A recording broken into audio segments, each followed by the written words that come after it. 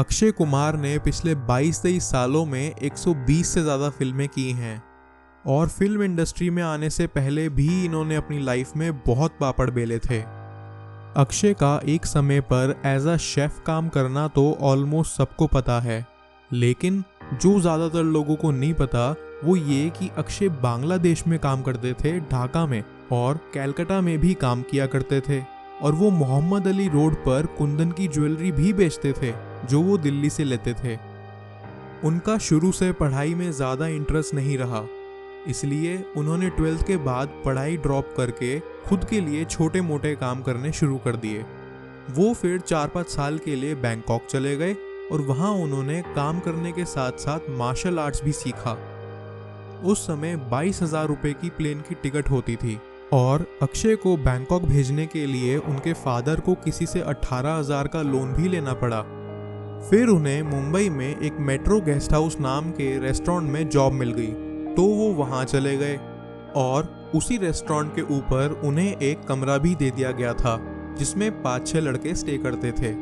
वहाँ से वो फिर ढाका चले आए। उस समय वो सरवाइव करने के लिए एमलेसली बड़े सारे काम करते चले जा रहे थे। अक्षय ने ठान लिया था कि मुझे कुछ भी काम मिल जाए, मैं वो अपनी पूरी जी जान से करूँगा और लाइफ में आगे बढ़ूंगा, अब चाहे मुझे उसके लिए इधर से उधर ही क्यों ना भटकना पड़े।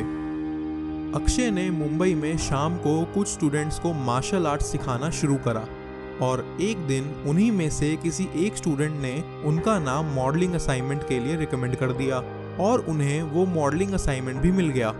उन्होंने अपना शूट पूरा किया और एजेंसी वालों ने उन्हें 21,000 का चेक पकड़ा दिया।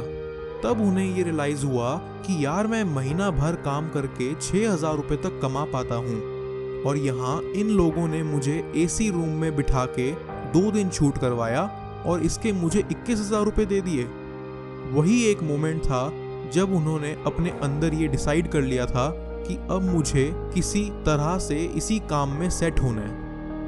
उसके बाद उन्होंने वहाँ एक वेल नोन स्टिल फोटोग्राफर के यहाँ एज एन असिस्टेंट काम करना शुरू कर दिया और कुछ समय में अक्षय के काम से इम्प्रेस होके उस फोटोग्राफर ने उनका जुहू बीच पे एक फ्री पोर्टफोलियो शूट करा, जिसमें सबसे मज़ेदार बात ये रही कि जब वो दीवार के पास अपनी पहली फ़ोटो क्लिक करवा रहे थे तो एक सिक्योरिटी गार्ड आके उन्हें वहाँ से हटाने लगा, ये कह के कि ये प्राइवेट जगह है, तू यहाँ से चले जा, यहाँ फ़ोटो वोटो नहीं खींच सकता तू। और ये बिल्कुल इत्तेफाकी बात है कि आज अक्षय का घर वही दीवार और वही ज़मीन पे है। धीरे धीरे अक्षय को थोड़े बहुत मॉडलिंग असाइनमेंट्स मिलते चले जा रहे थे और एक दिन उनके हाथ एक अच्छा सा असाइनमेंट लगा जिसमें उन्हें शाम को 6 बजे फ्लाइट पकड़ के बैंगलोर जाना था। उसी दिन सुबह 5:15 बजे उनके घर की घंटी बजती है और कोई उन्हें फ़ोन पकड़ाता है और सामने से आवाज़ आती है, वेयर आर यू?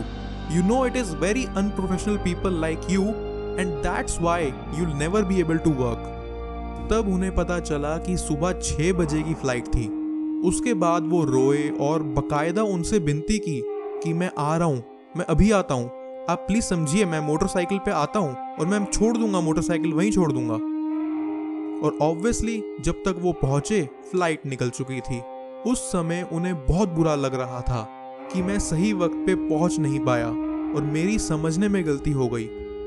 उनके फादर ने फिर उनसे कहा कि कोई बात नहीं बेटा, जो भी होता है अच्छे के लिए होता है। उसी दिन अक्षय शाम के वक्त टहलते हुए 4:30-5 बजे नटराज स्टूडियो पहुंचे और 5:15 बजे वहां प्रमोद चक्रवर्ती के कंपनी के मेकअप मैन नरेंद्र दादा ने उन्हें बोला, बेटे हीरो बनना है। उन्होंने उनकी फ़ोटो देखते हुए कहा, 1 मिनट दादा को दिखा के आता हूँ। दादा को दिखा के वो वापस आए और कहा, दादा ने बुलाया अंदर। वो अंदर चले गए और दादा ने उन्हें देखते हुए बोला, फ़ोटो अच्छी है तुम्हारी, हीरो बनोगे? अक्षय ने कहा, हाँ जी बनूंगा जी।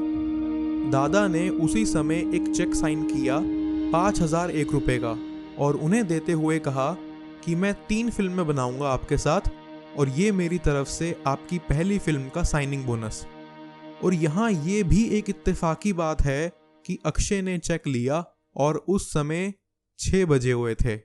अगर वो सुबह 6 बजे की फ्लाइट पकड़ के निकल गए होते तो आज वो बैंगलोर में कहीं मॉडल होते, लेकिन उनके हाथ से वो फ्लाइट निकल गई और वो यहाँ रह गए और उन्हें दादा की फिल्म मिल गई। उसके बाद उन्होंने कभी पीछे मुड़ के नहीं देखा। उसके बाद 1, 2, 3, 120 बस चलते रहे।